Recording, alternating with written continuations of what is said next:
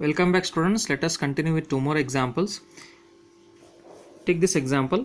Determine expression for E bar in cylindrical coordinates between two planes insulated along Z axis, assuming a potential of 100 volts for phi is equal to alpha and 0 reference at phi is equal to 0 degrees. So he is asking to find the expression for E in cylindrical coordinate system between two planes, right? There are two planes. So you can see here what are these two planes along Z axis, assuming a potential of 100 volts for phi is equal to alpha. So at phi is equal to alpha, you can see here phi is equal to alpha, right? So with respect to x axis making an angle phi, so it is along the Z axis, so it makes an angle alpha with x axis. So it is plane 2, that is 100 volts, or plane first one of the planes is 100 volts at an angle alpha. Then another plane is that is 0 reference at phi is equal to 0 degrees. So at phi is equal to 0 degrees, so at phi is equal to 0 degrees here on this plane x axis, phi is equal to 0 degrees, we have v is equal to 0. So these are the two planes on the Z axis. So if these are the two planes on the Z axis, then you have to find the expression for E bar or E in cylindrical coordinates. Planes are as shown in the figure. Consider cylindrical coordinate system. Potential is a function of phi only. So as it is a cylindrical coordinate system, so potential V is a function of phi only here in this particular case, because here, as you are saying, he has clearly mentioned that the potential is varying with respect to R, because it is with respect to phi, because he has given the angle, right? Is it not? So as he has given the angle, potential varies only with respect to phi. So as it is varying with respect to phi, you have to find the potential varies with respect to phi, and it remains constant with the other two coordinates, that is R and Z. So hence Laplace equation will be 1 upon rho square dou square V by dou phi square. So you have to take the phi term in the Laplace equation for the cylindrical system, that is del square V equation. You have to take only the phi term. So it will be 1 upon R square dou square V by dou phi square is equal to 0. So dou square V by dou phi square is equal to 0, or integrating this we get dou V by dou phi is equal to C1. Again if we integrate this, we get V is equal to C1 phi plus C2. C1 phi plus C2.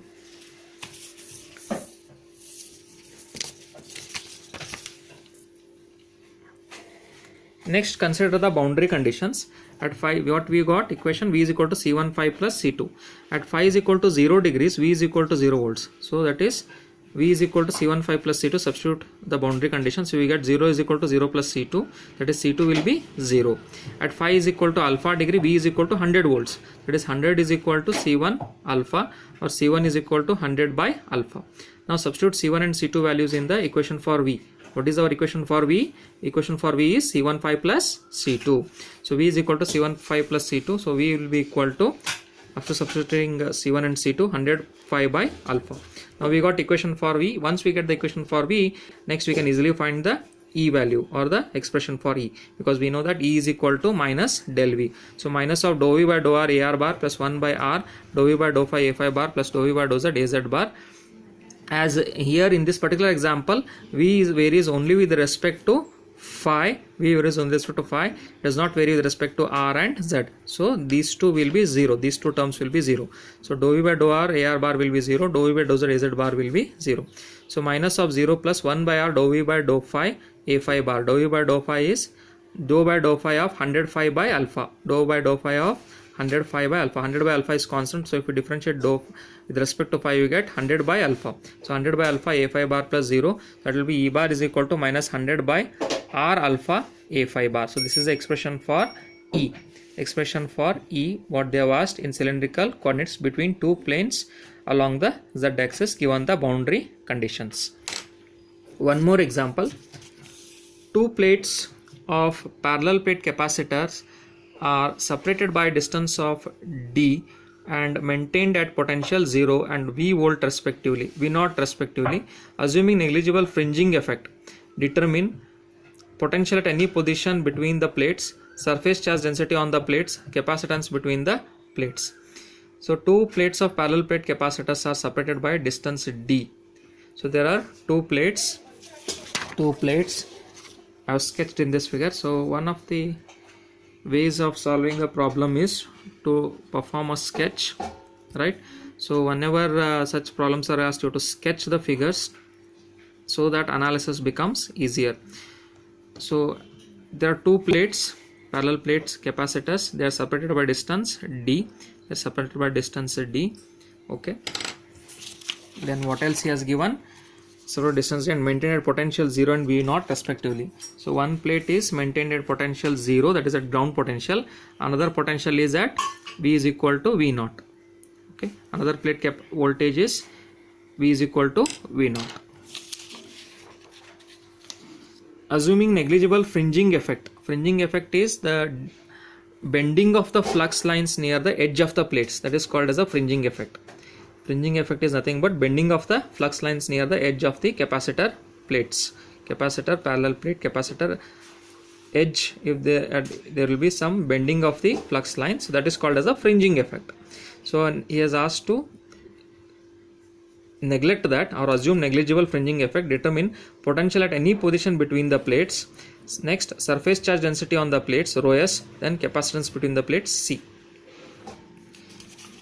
Again, as usual, go with our normal procedure, that is first find del square V is equal to 0, right? Then find the constants by integration, right? That is our first step. So assume that plates are placed parallel to xy plane as shown in above figure. Assume space between two plates is filled with dielectric having permittivity epsilon. Use Laplace equation in Cartesian form, so that del square V is equal to dou square V by dou x square plus dou square V by dou y square plus dou square V by dou z square is equal to 0. So V is a function of z only. C is equal to epsilon A by D. So area is fixed. Okay, area is fixed, right? So only what varies? The distance between the plates varies. Distance is nothing but along the z axis. So only z varies. Is it not? Area is fixed. So V is a function of z only or d only and not the function of x and y coordinates. Therefore dou square V by dou z square will be equal to 0. Now if we integrate this, we get dou y by dou z is equal to C1. Again if we integrate, we get V is equal to integration of C1 dz plus C2. That will be V will be equal to C1 z plus C2. Apply the boundary conditions now. This is our second step, right? V is at z is equal to 0, V is equal to 0 and z equal to d, V is equal to V0. Therefore we get 0 is equal to C2 and V0 is equal to C1d plus C2, or C1 is equal to V0 by d by applying the boundary conditions whatever they have given. So therefore V will be equal to, we know the equation for V is equal to C1z plus C2. So V is equal to V0 z divided by d after substituting C1 and C2 in this equation. For V is equal to C1z plus C2. Then next step is to find E. E is equal to minus del V. So E is equal to minus del V, that is minus dou V by dou x of Ax bar. That will be minus dou V by dou Z here because it's a function of Z only. So that is V0 Z by D Az bar. So that is minus of V0 by D, take it outside. So differentiation of Z is 1. So minus V0 by D Az bar volt per meter.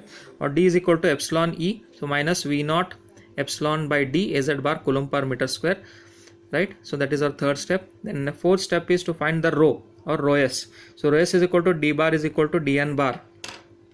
So the flux density is only along the normal component, tangential component is 0, right? So we have rho is equal to d or dn. So that is V0 epsilon by d, absolute value you have to take. So it will be V0 epsilon by d coulomb per meter square. Flux density d bar is normal to surface as per boundary conditions, that is d is equal to dn bar. So next step, fifth step is find the q. We know q is equal to rho s into a, that is surface charge density into a. Rho s is q by a, so a and a will cancel, again you get q only. So q is rho s into a. A is the cross sectional area of each plate. So v is equal to V0, that is potential difference between the plates, right? So if we know q, that is rho s into a, then c will be equal to q by v. Yes or no? C will be equal to q by v. So substitute for q. Q is rho s into a divided by v is V0, potential difference between the plates. So that will be V0 epsilon a by d V0. That is V0 and V0 will cancel. Here V0 and V0 will cancel. So you get epsilon a by d farad. So this is the expression for the capacitance. So this is how we have found the expression for. First we found out the potential, right, at any position between the plates. Then we found out the surface charge density, then we found out the capacitance between the plates. So all are in sequential, whatever questions they have asked in the question, all are in sequence. So we have to go step by step so that there will be no confusion, right? So always while solving any problems here in this subject or solving any derivation, you have to go step by step. So if you skip any steps, then there will be confusion. So study systematically by going through step by step. Hope you have understood the topics. If there are any queries or doubts, send your doubts to me. I will answer to your doubts. Thank you.